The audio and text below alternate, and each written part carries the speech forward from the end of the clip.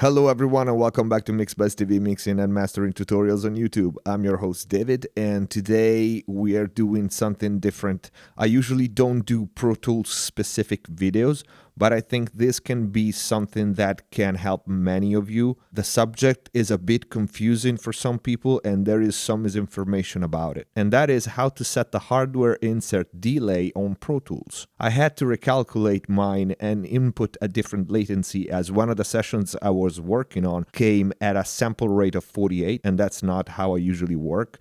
And yes, the latency needs to be changed if you change the sample rate of your session. First of all, keep in mind that I don't track, I only mix and master, so I keep my hardware buffer size at maximum at all time, delay compensation maximum at all time. Everything else default. So you will find the hardware insert delay in Pro Tools in the setup drop menu at the top, I/O section, hardware insert delay tab. You can see you have your input and output, and each and every one has the box where you can input in milliseconds your hardware insert delay. Now, the reason why this is confusing, I blame Avid for it. The hardware insert delay was intended for digital units that have an internal latency due to the processing, like effects, reverbs, etc. It wasn't intended for analog hardware like EQs or compressors, as analog has no latency. The problem and the confusion comes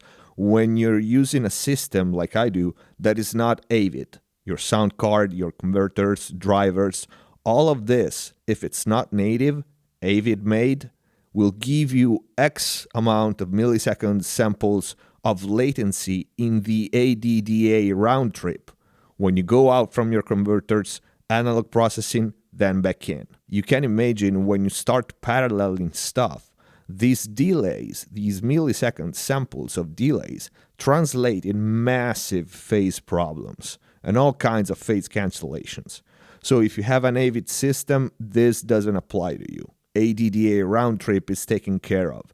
And you use the hardware insert delay only if you have a digital machine that actually has a latency in itself. But if you don't use an Avid system like many, then you need to calculate the ADDA round trip, you need to calculate the delay, the latency, and input the correct amount of milliseconds, which is going to be the same for every I/O in these boxes. And we are going to see what I did for this session that came at a sample rate of 48 as an example, how I calculated the latency, and I will also give you the formula to calculate it on your system for every sample rate. It's easier than you think. So I had this drum here, plays fine.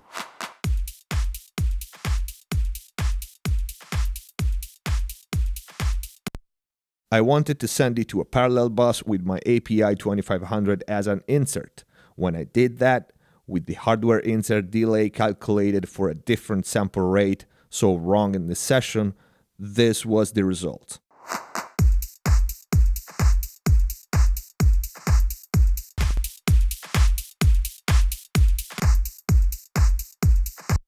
Phase madness. There was no doubt I knew what I needed to do, and this is what you have to do to calculate yours. I sent the direct drum out to a track, the parallel aux with the API 2500 as an insert, so there is the ADDA round trip happening in there, to a second track, and recorded both at the same time.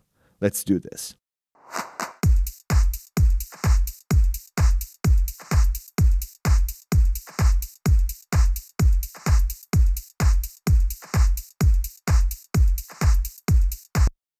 As you can see, one is delayed. That's your ADDA round trip for the sample rate that you're currently working at. What you have to do now is to set the nudge to sample and nudge back the delay track to where it's synced with the direct drum track. You need to count how many samples you're nudging back. In my case, I already knew they were 82 samples. Okay, so now the problem is that the hardware insert delay asks you to put in milliseconds and not samples. So you have to calculate how many milliseconds your samples are. Pay attention here, at the sample rate you're working at. So in this case, we are at 48 sample rate. To calculate the latency in milliseconds, you need to divide the samples, in this case 82, by the sample rate, in this case 48,000. Then multiply by 1,000. You could divide by 48, but in order to be precise, especially if you are at 44.1, you get an extra number in there, it's better to do it this way. So 82 divided by 48,000 makes 0.00170. Multiply that by 1,000, result is 1.70 milliseconds. Input this in every I/O in your hardware insert delay tab, and you're good to go. Let's listen to that.